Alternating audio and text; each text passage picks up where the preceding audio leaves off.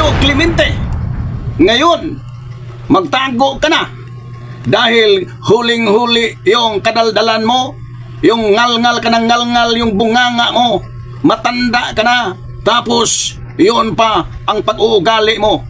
Ngayon, Dado, huling-huli ka. Ikaw ang person of interest na pumapatay ni Mima Alicia. Magandang hapon mga kalahi, no? Nandito na naman si Kalahing Saban at mayroon tayong pag-usapan patungkol ito sa suspect na pumatay kay Mima Alicia, BBM vlogger, admin vlogger na si Mima Alicia. Ayun mga brother and sisters, unang-una sa lahat, no? Condolence para sa mga kamag-anak ng atin pong kalahi, si Kalahing Mima Alicia, na siya po ay talagang fighter talaga, nakipagbardagulan laban sa mga vlogger sa kabila, itong mga DDS vlogger, dahil itong si Mima ay siya po ay loyal at BBM vlogger na nakikipagbardagulan sa mga DDS, lalo na itong mga nagbabanta sa buhay ng ating presidente at naninira, naggumagawa ng propaganda sa ating pong mahal na presidente. Ito pong si Mima Alicia, siya po ay itinuturing tapang na vlogger na nagbubulgar, na nagbubunyag kung anuman ang mga katiwalian, kung anuman ang mga nalalaman niya patungkol sa mga Duterte, patungkol sa mga Duterte politicians, no? Kaya mga kalahi, ito po, pag-usapan natin ang kaniyang buhay, dahil ito pong si Mima Alicia, mga kalahi, ay bago siya pinatay, bago siya inislain, mga kalahi, ay siya po'y mayroon na talagang pagbubunyag patungkol kung sino man ang nagbanta sa kanya. Walang iba, mga kalahi, isang dating membro ng Armed Forces of the Philippines, ex-army na si Dado Clemente, no? Ito pong matanda, dapat sana itong matandang Clemente, Dado Clemente, sir, no? Matanda ka na, sir. Ito po, sir, ito po ipayo ko sa inyo. Dapat sa inyo sana, no, ay kailangan mo talaga na magbago, no? Yung pangbunganga mo, yung pag-iisip mo na para kang natataranta, no? Ay at saka para kang may hyper na talaga kung ano-ano na lang ang lumalabas sa bunganga mo against the administration, against the president, no? Ito po'y hindi bagay sa iyong katandaan, sir, no? Ito po'y nakakalula pakinggan yung bunganga mo bilang matanda na, no? Tapos ganyan ka pa, no? Sabihin ko sa inyo, Mr. Dado Clemente, no, kung saan ka man ngayon nagtatago, hindi magtagal, no? Hindi talaga matagalan na ikaw po'y mahuli, dahil na mayroong mga informasyon na saan ka o saan yung pinagtaguan mo, at saka hindi ka naman kasi hindi ka matalino paano ka umiskapo, no? Dahil parang ang tingin ng tao sa inyo para kang asong tumatahol na wala namang dapat pinagtatahulan. Kaya ikaw, sir, no, ito po ang payo ni Kalahing Saban, na kahit saan ka man magtago, dapat na lang, no, na kayo po'y mag-surrender at sabihin mo lahat kung totoo ba yung mga banta mo, dahil ito po talagang namatay na si Mima Alicia, binubunyag na ikaw talaga ang person of interest, dahil ibinablatter ka na niya dahil sa banta mo sa kanyang buhay. Kaya walang hindi naman tiyak at sigurado na ikaw talaga ang bumanat, hindi naman talaga tiyak at sigurado na ikaw talaga ang pumatay, kaya lang nagiging person of interest ka sa tinatawag suspect, dahil ikaw po'y nagbabanta sa kanya. At saka kitang-kita naman yung kangalngalan, yung bunganga mo, sir, no? Yung pag napakabukal mo talaga na lumalaban sa gobyerno, na tahimik, mabait, mahinahon, tapos wala kang makikitang yung kasamaan, ngunit yung bunganga mo talaga ay napakasama. Yung bunganga mo, matanda ka na sana, Mr. Dado Clemente. Kaya magtago ka na lang, kaya lang hindi magtagal mahuli ka, at iwan ko kung ano talaga ang sasapitin sa buhay mo, na yung kaparaanan talaga sa administrasyon ni PBBM ay talagang due process of law, no? So pag due process of law, mayroon talagang proseso, hindi ka talaga tutudasin katulad sa former administration, no? Kaya ngayon mayroon kang pagkakataong magbago, kaya lang hulihin ka, iwan natin kung anong sasapitin mo sa tinatawag sa nang mahuli ka na, no? Iwan natin, no? Hindi kaya magka-problema ka, no? Tapos matanda ka pa naman, no? Tapos ganyan ang nangyari sa iyo. Dapat sir, no, matanda ka na sana, sir. Dapat sana ang gagawin mo, no, ay huwag ka nang pumasok pa, huwag ka nang kumbaga, huwag kang sumali sa mga ganyang bagay na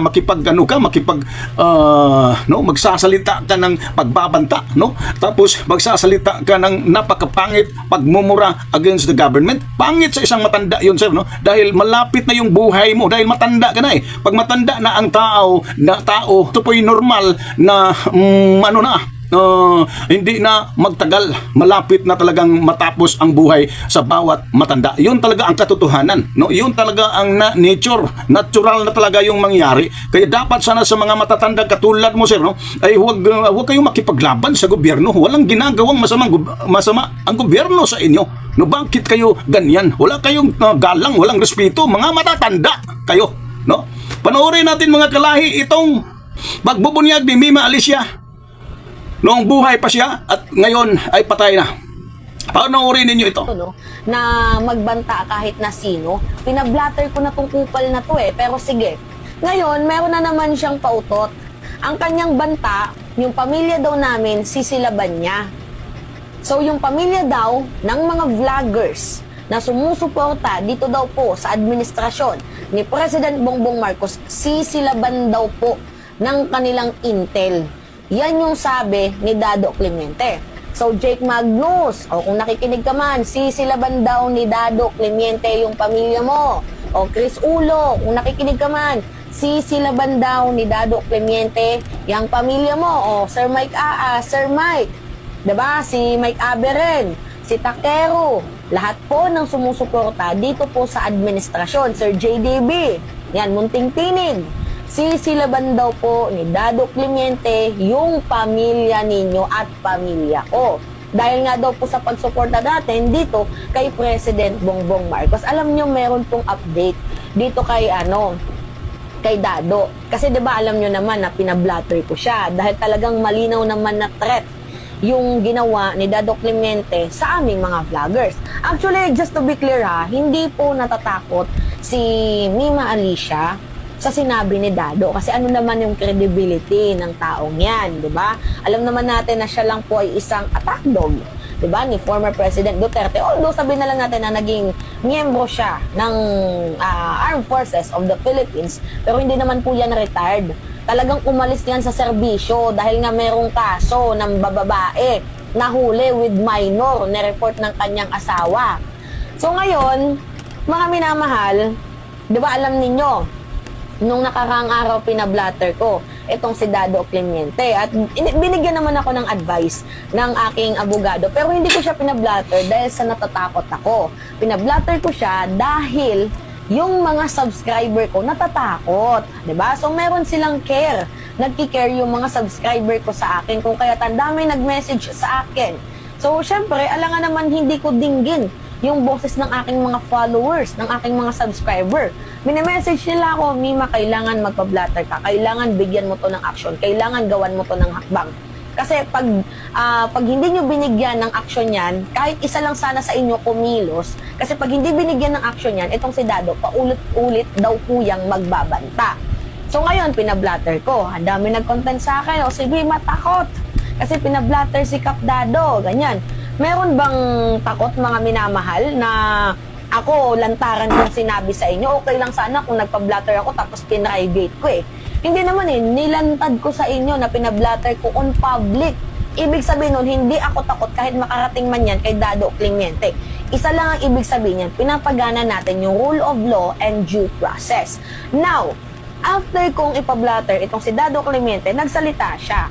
Ang sabi niya, sisilaban niya daw po ang pamilya namin at ng mga vloggers na sumusuporta dito po sa administrasyon ni President Bongbong Marcos. Kaya Sir Mike, Sir Vera, galaw-galaw. Takero Miyamoto, galaw-galaw. Jake Magnus, i-report din ninyo yan. Tingnan nyo itong bibig ni Dado Clemente. Pakinggan ninyo, mga minamahal. Mga vlogger, mga troll, lahat kayo. Kung kinakailangan kayo silaban, sisilaban namin kayo. Kung kinakailangan madama yung pamilya nyo, idadamay namin yung pamilya nyo. Magpakita kayo ngayon. Lumabas kayo. Lahat kayo para ma-screenshot namin kayo. para matanda namin mga pangalan nyo.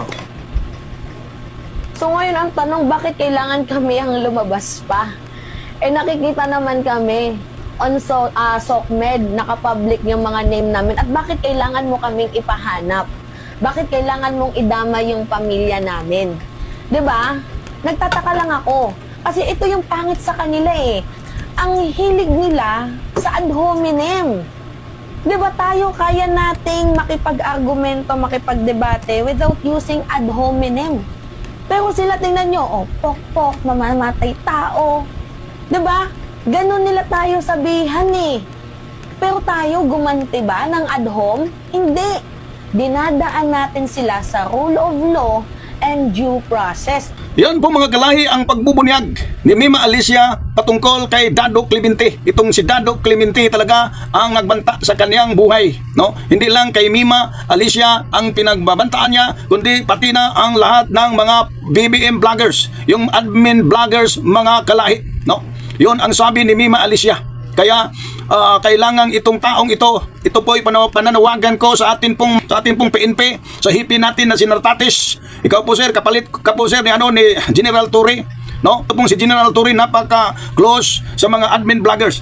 Kaya sir, ipakita mo talaga yung tapang mo, yung galing mo, hulihin mo itong taong ito dahil marami itong binabantaan, no? Hindi pwede na ito po'y luwagan mo sir. Kailangan huwag mong palulusutin itong tao na to sir, no? Ito po'y panawagan ni Kalayang Saban sa iyo, PNP Chief Nartates, no?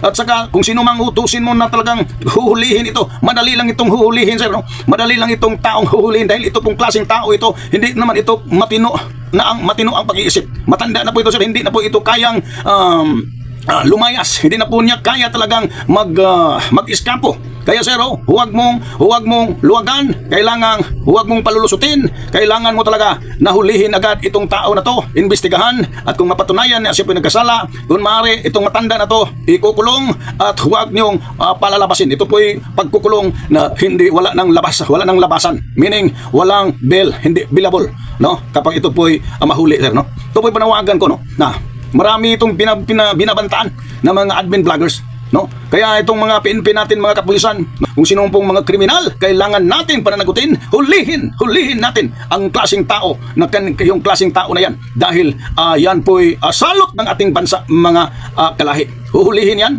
na marami pa yan sila, marami pa rin mga ito pong mga DDS supporter talaga mahilig talaga sila, napakahilig nilang magbanta sa buhay ng tao, no? Kung sana makipagbardagulan na lang kayo, makipag-verbal fighting na lang kayo, magpagdebate na lang kayo dyan, o makipagsagutan na lang kayo sa mga argumento dyan dito po sa social media, no? Makipagbardagulan, makipag-fight kayo sa laban sa mga admin vloggers verbally. Bakit umabot pa sa puntong pumatay pa ng tao? Ha? Kung totoo itong mga DDS na kayo po'y laging nagbabanta, palaging marami halos itong mga DDS supporters pagbabanta ang lumalabas sa kanilang mga bunganga, no?